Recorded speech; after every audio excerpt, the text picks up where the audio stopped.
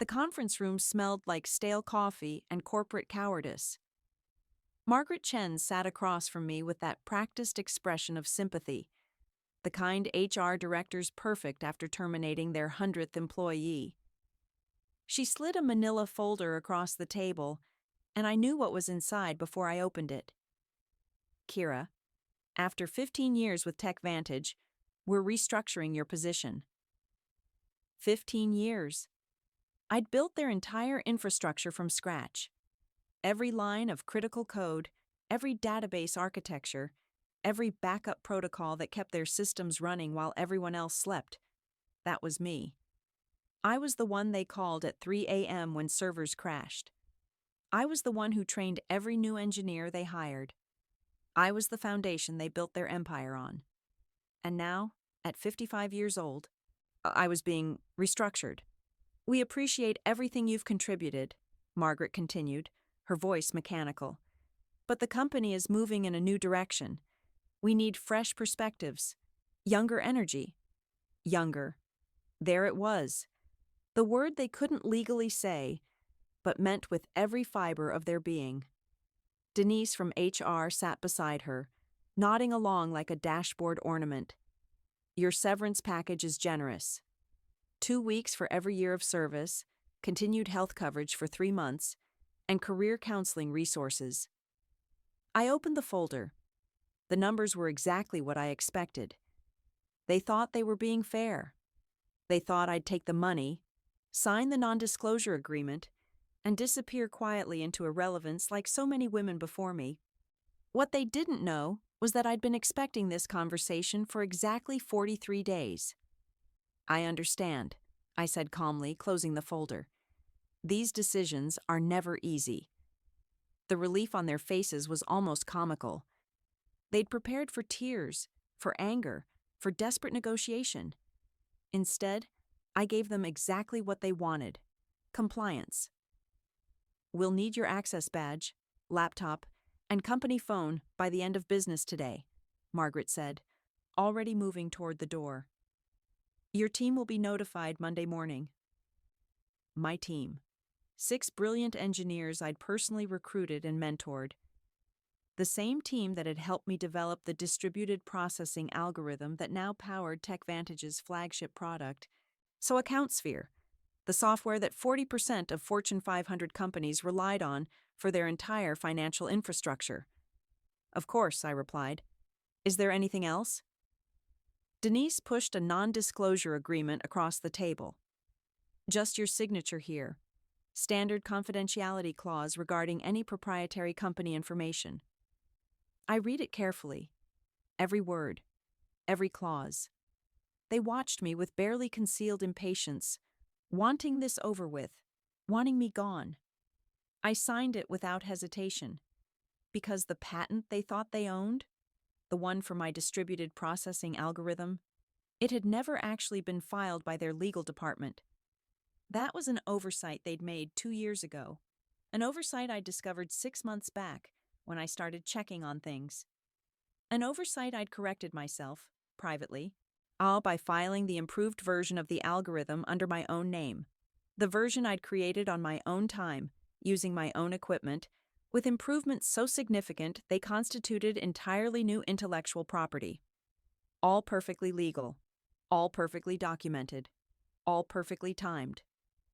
I stood up, shook their hands, and walked out of that conference room for the last time. I didn't go straight to my desk. Instead, I walked through the office slowly, looking at everything I'd built with fresh eyes. The server room I'd designed from scratch. The monitoring systems I'd implemented. The redundancy protocols that had saved them millions in potential downtime. Every corner of this building bore my fingerprints, but you'd never know it from the company directory or the press releases. When I started here 15 years ago, TechVantage was barely a startup. 20 employees in a converted warehouse, running on outdated hardware and hope. Victor Lawson, the CEO, had hired me because I was the only candidate willing to work for equity instead of a competitive salary. He'd promised me I'd be a founding partner, that we'd build something revolutionary together. I'd believed him. I'd spent 3 years sleeping on a cot in the server room, debugging code at 4 a.m., surviving on vending machine dinners, and the promise of future success. When other engineers went home to their families, I stayed. When the early investors questioned our technical capabilities, I built demos that proved them wrong. When our first major client threatened to walk because of system instability, I worked 72 hours straight to fix it. By year 5, we'd grown to 200 employees. Or by year 10, we'd gone public. Victor became a tech industry darling, featured on magazine covers, invited to speak at conferences about innovation and disruption. I became the senior software engineer buried in the engineering department. Not on the executive team, not in the photographs, just a line item on the organizational chart. The distributed processing algorithm had been my masterpiece. It solved a fundamental problem in how large-scale accounting systems handled concurrent data streams. Before my solution, systems would bottleneck during peak usage, causing delays and errors that cost companies millions.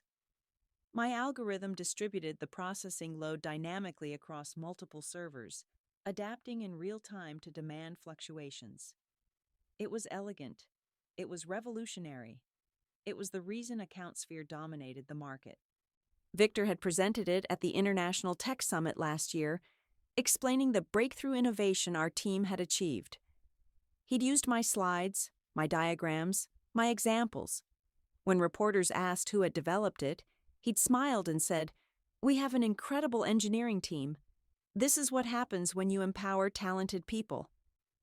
I'd watched from the hotel bar, drinking expensive whiskey on the company card, wondering when empowerment would translate into recognition.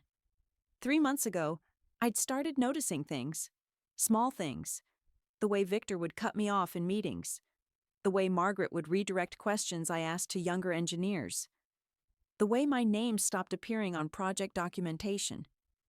Then came the email thread I wasn't supposed to see. Someone in marketing had accidentally CC'd me instead of Margaret Chen. The subject line: Q3 Restructuring Strategy, Confidential. I'd opened it expecting budget discussions. Instead, I'd found my professional death warrant. Kira's salary and benefits package is substantially higher than market rate for her role, the email read. With her departure, we can redistribute responsibilities to existing junior staff at significant cost savings. Legal confirms that all IP developed during employment remains company property, so there's no technical risk. Recommended timeline: end of Q2. The end of Q2 was next month. I'd sat at my desk, reading that email 3 times, feeling something cold and final settle in my chest. Not a shock, not anger, something sharper: clarity. That night, I'd started documenting everything. For 43 days, I'd been preparing for this moment. Every evening after everyone left, I'd stayed late in my office compiling evidence. Not stealing anything. That would have been illegal and stupid. Just documenting what was already mine.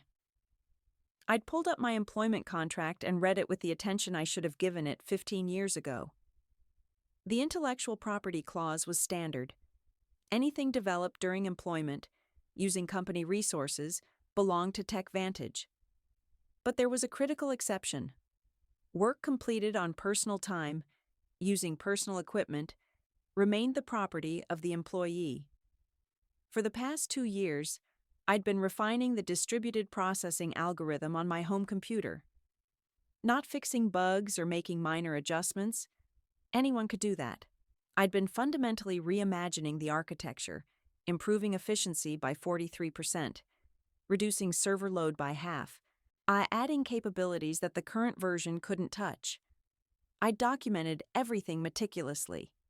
Development logs with timestamps, Git commits on my personal repository, electricity bills showing my home office usage, even receipts for the hardware I'd purchased myself. The current version of the algorithm that TechVantage used, that was theirs.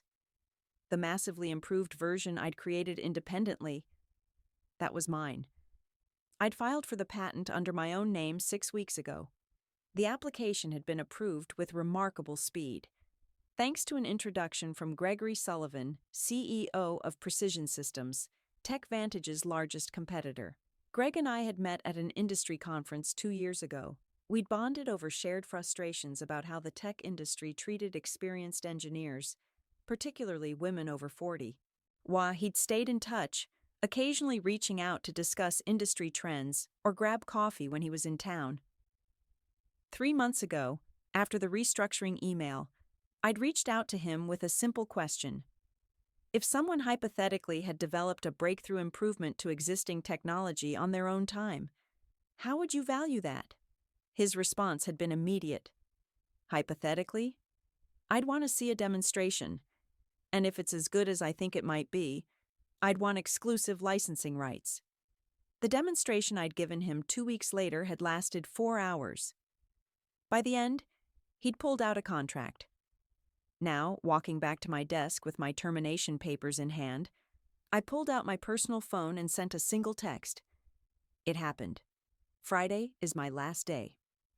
Greg's response came within seconds. Perfect timing. Contracts are ready. Dinner tonight to finalize? I allowed myself a small smile. By Monday morning, TechVantage would discover that the algorithm powering their entire business model was about to become very expensive to use.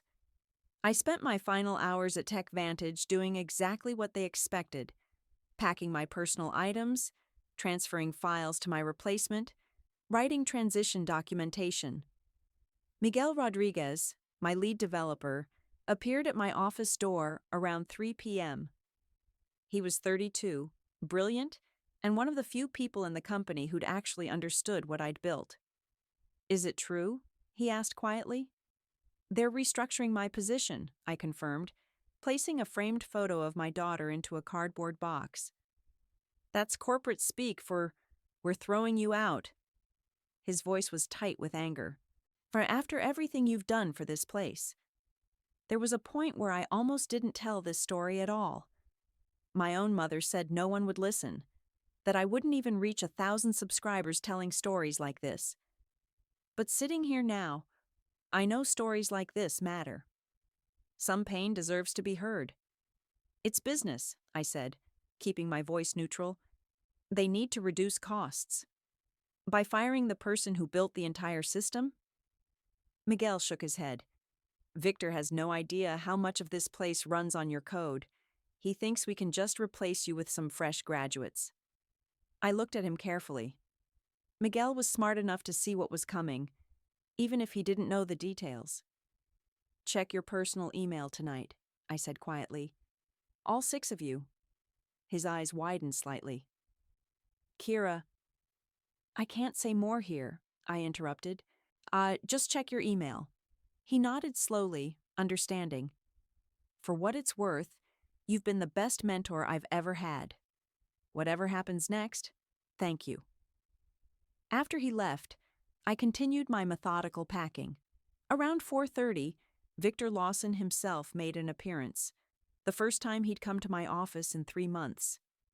Kira, he said with false warmth, I wanted to personally thank you for your years of service. I turned to face him. He looked exactly like what he was, a CEO who'd gotten lucky and convinced himself it was genius. Expensive suit, perfectly styled hair, the kind of confident smile that came from never being told no. I appreciate that, Victor. Margaret tells me you're being very professional about the transition, he continued. I'm glad. These decisions are never easy, but the company has to evolve. I'm sure you understand. Completely, I replied. Companies need to stay competitive. He looked relieved. Exactly. And honestly, 15 years is a good run. You should be proud of what you've accomplished here. I'm sure you'll land on your feet. I'm certain I will. Something in my tone made him pause, but he was too self-absorbed to pursue it. Well, we'll have to do lunch sometime. Stay in touch.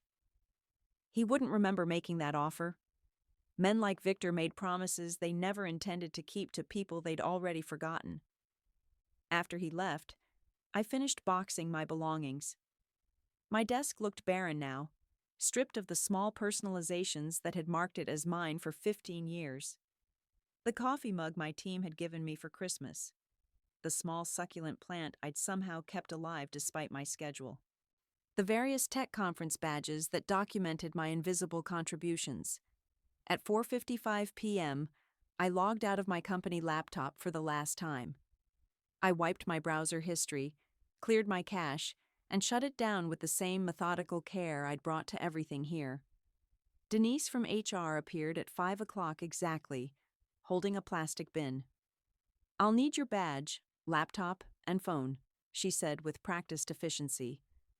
I handed everything over without comment. She checked items off a list, gave me a sealed envelope containing my final paycheck and severance documentation, and that was it. 15 years, condensed into a cardboard box and a manila envelope. I walked through the office one last time. Most people had already left for the weekend. The few who remained looked away awkwardly, pretending they hadn't heard about my termination. The elevator ride down felt longer than usual.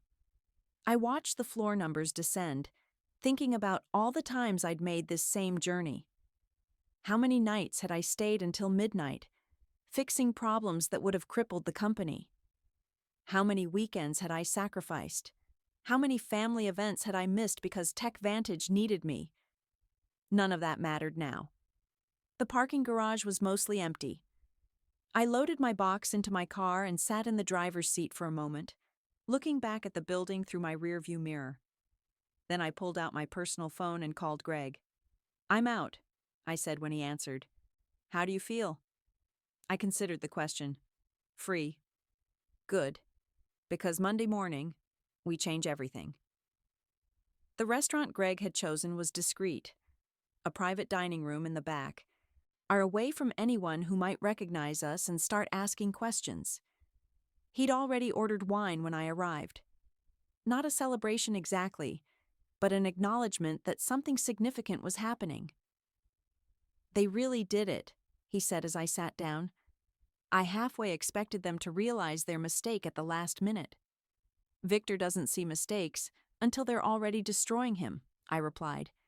He saw a salary line item he could eliminate. That's as deep as his thinking went.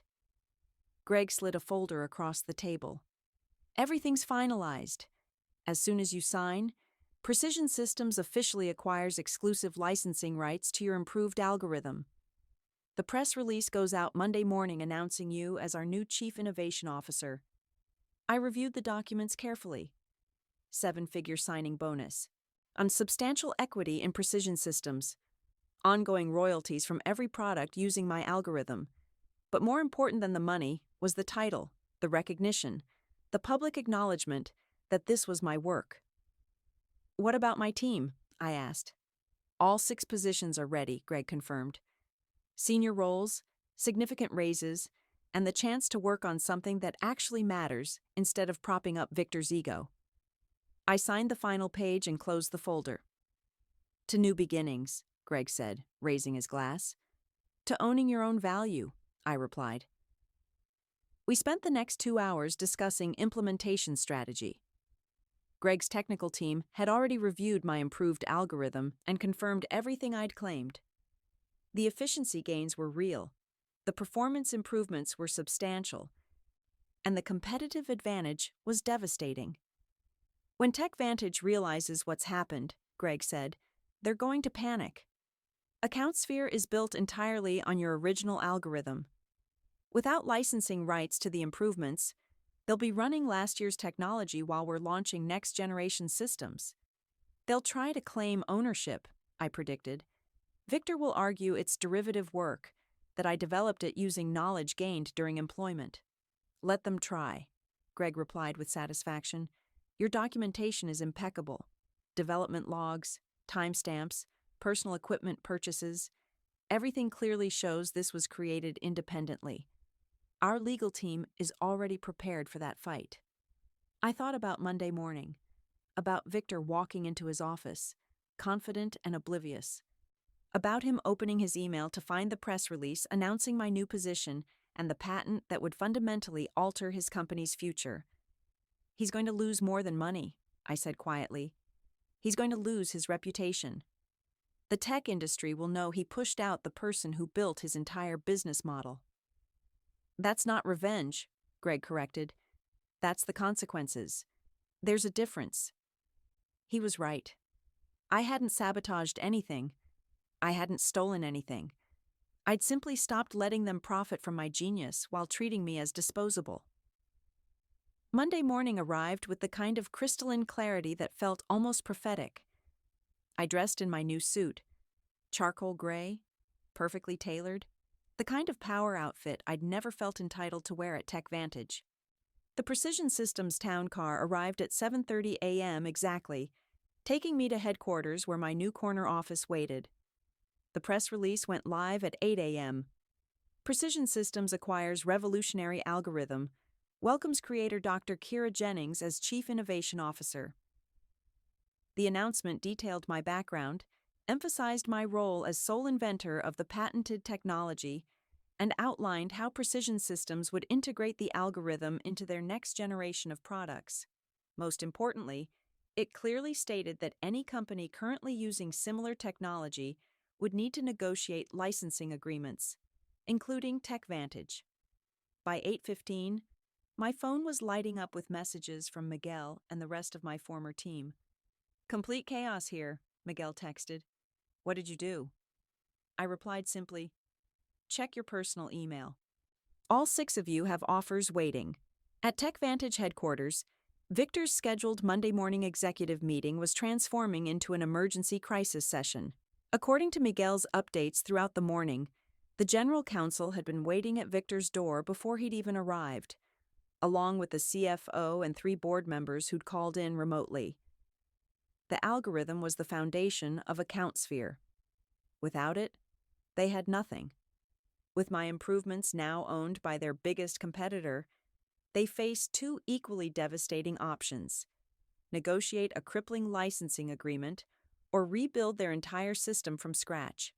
"They're pulling every file with your name on it," Miguel reported. "Legal is reviewing your employment contract. Someone just wheeled in servers from the research division." I could picture Victor's face, that confident smile finally cracking, replaced by the dawning horror of a man realizing he'd destroyed himself. At 10:45, my work email, the one I technically shouldn't have had access to anymore but IT hadn't disabled yet, received a message from Victor himself. "Kira, there appears to be a misunderstanding. Please call me at your earliest convenience to discuss." I forwarded it to Precision Systems' legal team without responding. By noon, TechVantage's stock had dropped 7%. Precision Systems had risen 12%. 3 technology journals requested interviews about the strategic coup that shook the accounting software industry. My new assistant knocked on my office door. "Dr. Jennings, see, TechVantage's CEO has called 4 times in the last hour." "Please let him know I'm in meetings all day," I replied. "Our legal team will reach out to discuss licensing options later this week." The afternoon brought more fallout. Industry analysts published pieces questioning TechVantage's long-term viability. Major clients called, asking about system stability. The board announced an emergency session for Tuesday. Miguel sent one final update before leaving TechVantage for the last time. Victor just called an all-hands meeting. He tried to claim this was just a minor setback, but you could see the panic. Half the engineering department updated their LinkedIn profiles during his speech. By Tuesday morning, TechVantage's board had forced out Victor Lawson, Margaret Chen, and the head of legal who'd failed to secure the patent properly.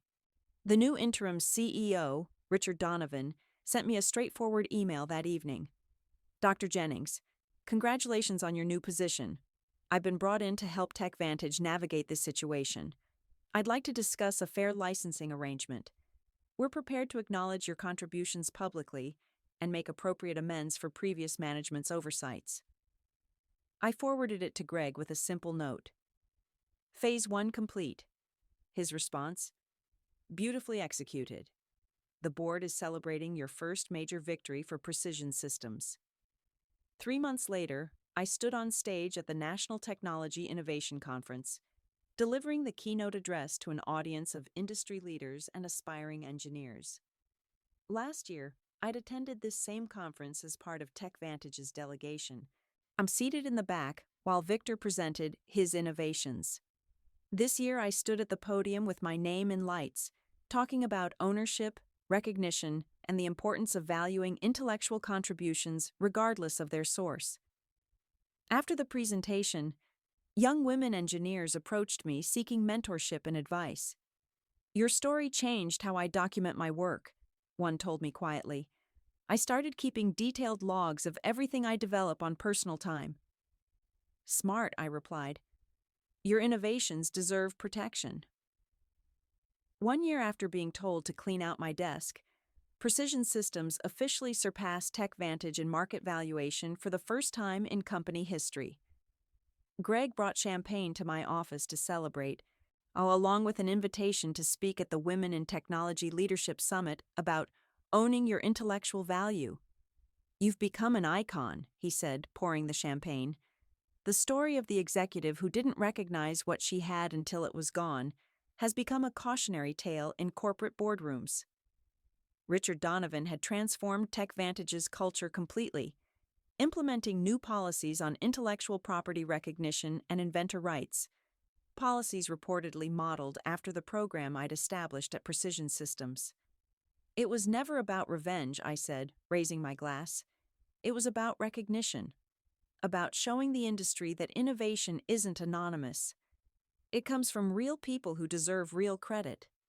"To proper recognition," Greg agreed. At 56, I'd finally found what had eluded me throughout my career. Not just success, but acknowledgement. My name was permanently attached to the algorithm that had changed an industry, exactly where it belonged. The manila folder they'd slid across that conference room table had been meant to end my career.